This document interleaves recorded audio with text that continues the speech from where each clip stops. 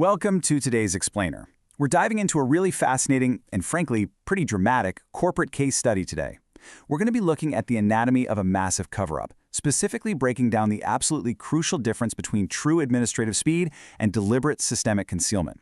So if you've ever wanted to know how toxic office politics actually operate in the real world, well, you are definitely in the right place. Now listen to this framing. The vote was scheduled before most employees arrived. That was the point. I mean, just think about your own calendar for a second, right? A seemingly routine 7 a.m. meeting invite probably just looks like an annoying early start to your day. But as we're going to see in this case study, an unexpected early morning meeting is actually the very first glaring red flag that something is being hidden. That brings us to Section 1, the early morning red flag, when routine means danger. Here's the setup. We have an executive named Victor Hale, and he is desperately pushing for a rushed, early morning board vote to close an audit before sensitive topics can even be discussed. This perfectly illustrates the exact dynamic you really have to watch out for. Victor frames this rushed vote as protecting business continuity. It sounds responsible, right? It's that classic polished corporate soft language. But strategy lead Maya Carter, she sees the cold reality. To her, this is about speed versus concealment. When an excuse sounds a little too perfectly tailored, you know it's usually a trap. Maya operates on this really crucial concept. She says, the dangerous documents never look dangerous first.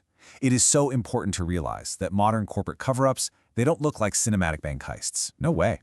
Toxic office politics actually hide inside the most boring, mundane administrative artifacts imaginable. We're talking calendar invites, meeting agendas, printer logs. They literally rely on looking standard so that absolutely nobody pays attention. So how do you fight back against a cover-up that's disguised as standard admin procedure? Let's get into Section 2, Building the Proof Map, Following Systems over People. Maya actually teams up with this rogue investigative group, and they decide to methodically test the official story. The really crucial point here is how exactly they build this proof map. It's a precise three-step methodology. Step 1, what changed? Step 2, who changed it? And step 3, who benefits? This is exactly how you map the truth. You don't rely on loud opinions, and you definitely don't get bogged down in subjective office gossip or, emotional defensiveness. You look for a clean, undeniable path from an action directly to an owner. What's super fascinating here is who actually spots the first anomaly. It's Aisha, a junior analyst who realizes, and I quote, "I am new enough to still read the parts everyone calls standard." It's so true, right? Senior executives blindly skip past the small print and the metadata because they just assume they know how the whole shebang works. But Aisha's fresh eyes, they completely crack the facade. She checks the timestamps and realizes the simplest details just do not match the official timeline Victor presented. This simple observation kicks off Section 3, the digital footprint, the unseen background record. The investigative team pivots straight into the system logs to uncover the actual mechanical proof of manipulation. And wow, the exact digital footprint is undeniable. Look at this. At 6 a.m., Elise, who happens to be the one independent board member pushing for accountability, she is suddenly removed from the meeting invite. Then, at 6:45 a.m., the system's quorum count magically changes to allow the meeting to proceed without her. And then, at 7 a.m., Elise is quietly re-added. I mean, come on. This wasn't a glitch. She was systematically bypassed. ITSE audit specialist Jordan Price anchors this timeline with just an incredibly powerful observation. He says, "This is not suspicion, this is sequence." See, when guilty executives are cornered, they try to rename their intent. They soften their verbs, they talk about optics, they try to make the whole conversation emotional. But IT logs, they translate all that noise into hard, undeniable facts. Sequence literally cannot be argued with. So, with this irrefutable proof in hand, we enter Section 4, Theater in the Boardroom, Confronting the Cover-Up. The investigative team steps into that 7 a.m. meeting, facing just massive pressure to let things go and, maintain corporate optics. But Maya brings the ultimate smoking gun to the table, completely removing every comfortable excuse in the room. The executives expected to vote on a routine closure package, but the reality? Maya proves the closure package actually contains an older evidence index, and it's deliberately missing 7 crucial attachments. So that rushed early morning vote? Yeah, it wasn't just a clerical error. It was a highly calculated design to bury evidence. Faced with this stark reality, Elise delivers a piercing challenge to the entire boardroom. She asks, if this was harmless, why did it need to be hidden?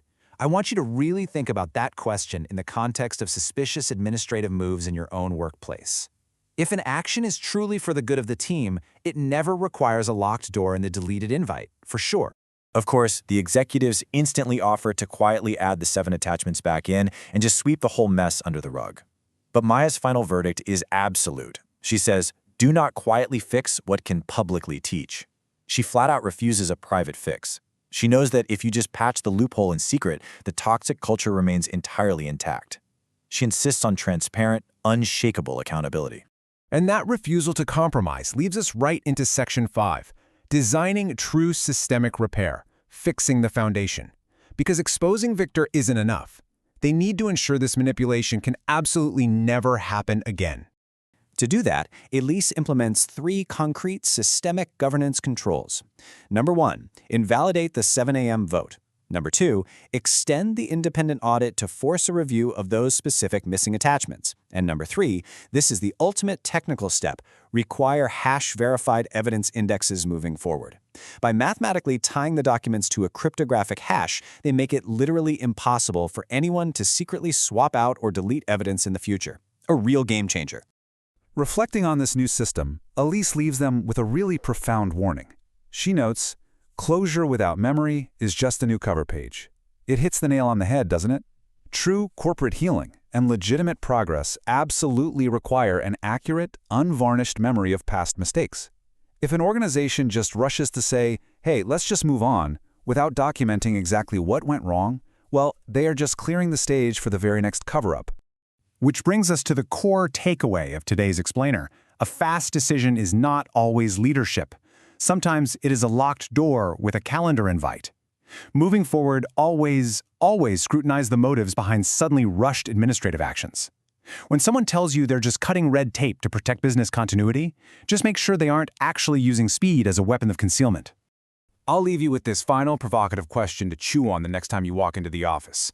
In your own organization, are you prioritizing speed, or are you prioritizing the truth? Thank you so much for joining me on this explainer today. Keep learning, keep looking closely at the systems around you, and I'll see you next time as we dive into another fascinating topic.